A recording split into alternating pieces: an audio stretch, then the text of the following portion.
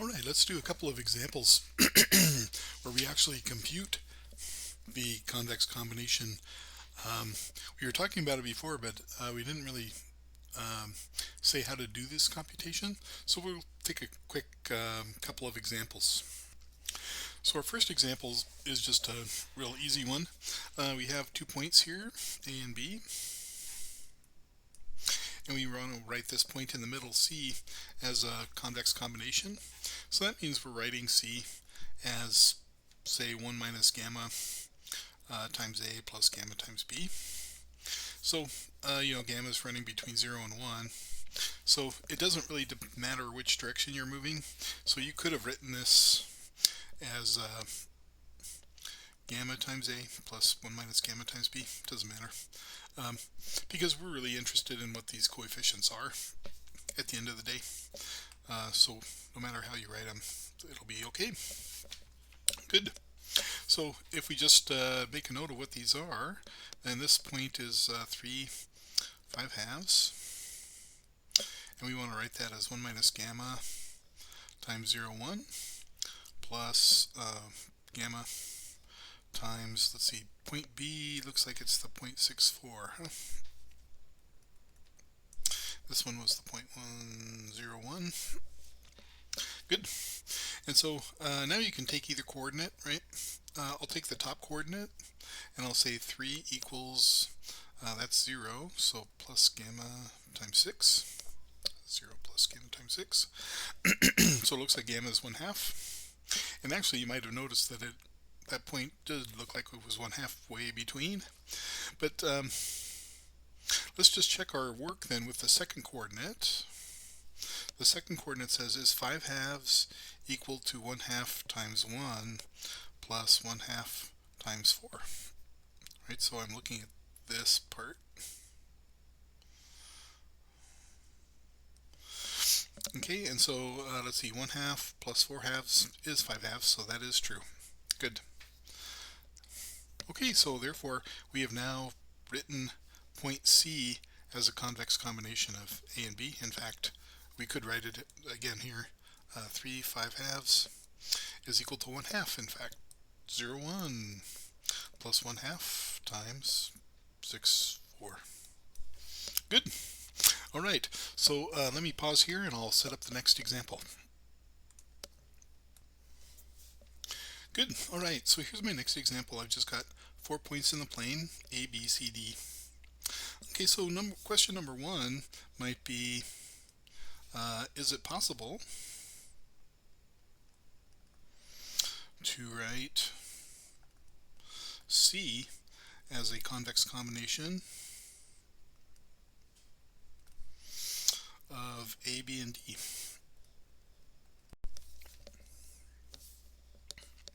And the answer is no, and the reason it's no is because if we form the polygon here, kind of using A, B, and D as our exterior edges, then every point in here can be written as a convex combination of A, B, and D. But if you get outside of that region, then yeah, any line segment here is going to get you outside of this region, and so therefore C is not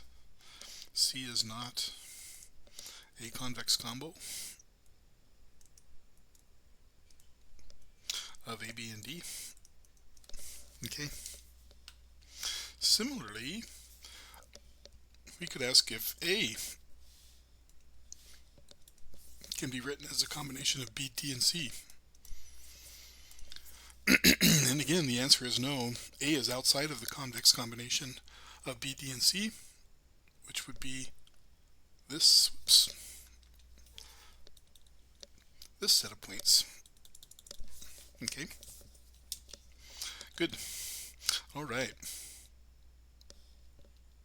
So now, what our main question will be is to write D as a convex combo of A, B, and C. And so I'm going to do this just kind of by drawing some pictures, and then we're actually going to get into the computational aspect later. Okay, so how am I going to approach this? Well, I've written out the boundary of our convex combinations here.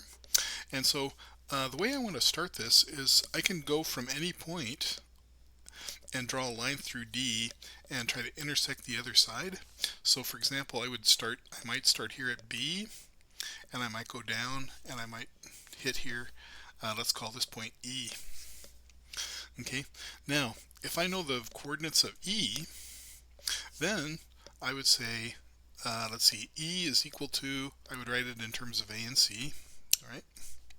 And so I could write E as 1 minus gamma times A plus gamma times C, right? For some gamma. Good. Once I've been able to do that, then, so let's see, let me write this down. So we find the line segment,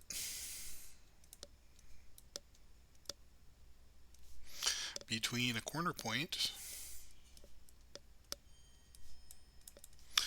and D, find the intersection with a boundary line, okay, which is E in this case. And then we write E in terms of a convex combo between A and C, right?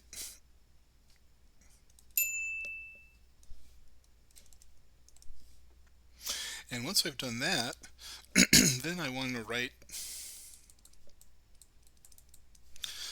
D as a convex combo between B and E. Good. So let's write that down. So somehow I know that D is on that line segment, right? So D is equal to maybe 1 minus lambda times B plus lambda times E, right, from the picture.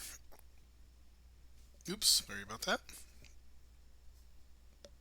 Maybe I'll just write it off to the side here too. Oops, that was terrible. I'll just go there. Okay, there it is. So now if I can write D as a convex combination of B and E is a convex combination of A and C, then D is a convex combination of B, A, and C, right? In other words, I already have written E as 1 minus gamma times A plus gamma times B, right? Oops, not B, C. Good, I think that was what we had up here. Yes. Good. So now D, whoops. Now we see that, gosh, if I can get this written, D is equal to 1 minus lambda times B plus lambda times E, which is 1 minus lambda gamma times A plus gamma times C. Good. And now the question, of course, is D a convex combo? Well, if I can find the gamma and the lambda for this, does the sum of these three coefficients sum to 1? Well, let's see, that would be 1 minus lambda is one coefficient, lambda times 1 minus gamma plus lambda times gamma. So that's equal to, notice that you can factor out the lambda again. I guess I could have done that before. So this is equal to 1, and so then this reduces to 1 minus lambda plus 1. No. Plus lambda, there it is equal to 1. Very good. So if you do add these coefficients together, you do still sum to 1. And of course, all of these are positive numbers. Excellent. All right. So that's the idea. Again, how did we do that?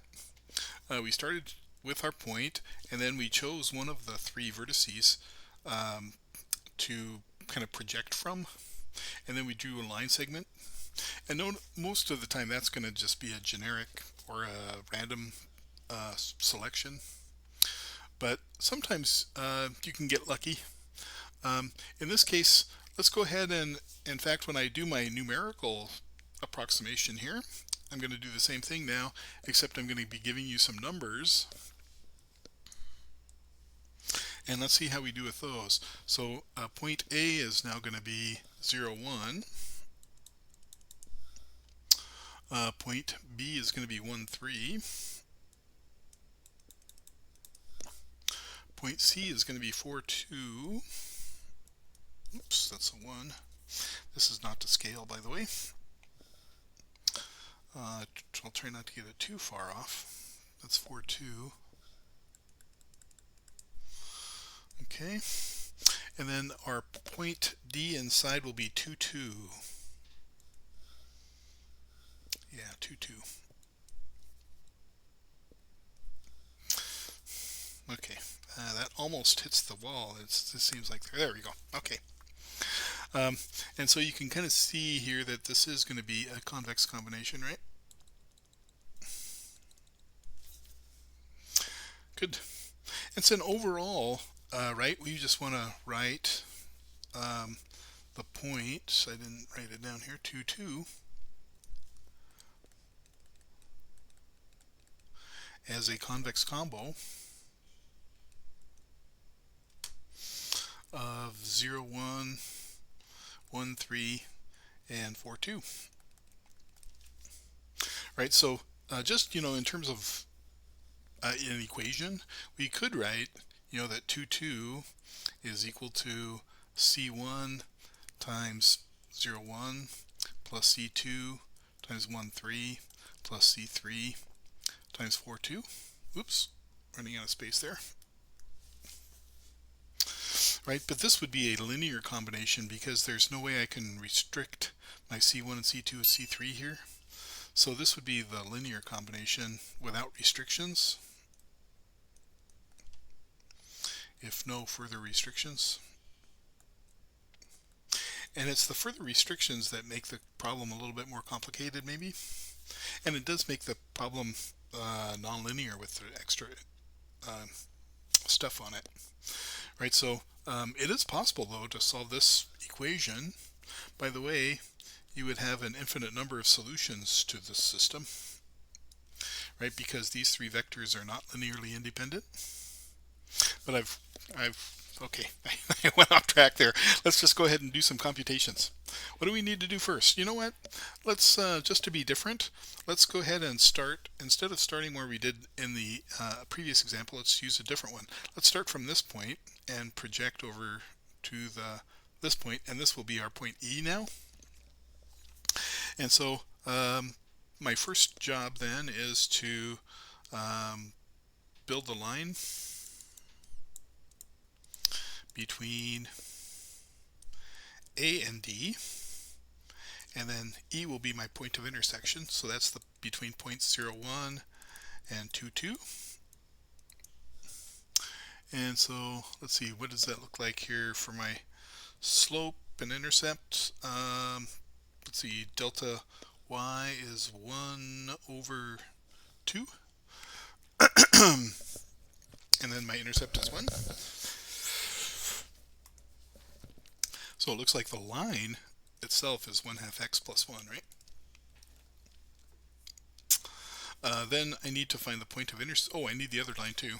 The line between B and D is going to be the line between 1, 3 and 4, 2. And delta y is -1, delta x is 3, and so my slope is -1/3, right? And so I could write this as y minus 3 equals -1/3 times x minus 1. But it's probably better to write that as y equals -1, well, not better, yeah, I don't know if it's better, -1/3 x plus 10/3, I guess, huh? Oops, 10/3. Good. So now point E is the intersection.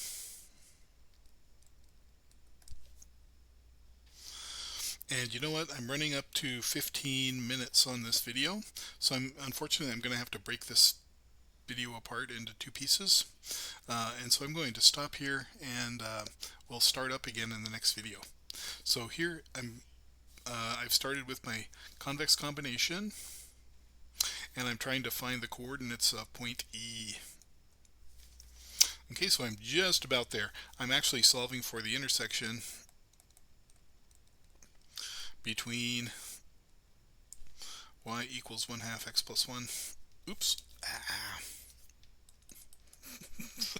And y equals -1/3 x plus 10/3. Okay, so go ahead and solve for that intersection. I'll see you in the next video.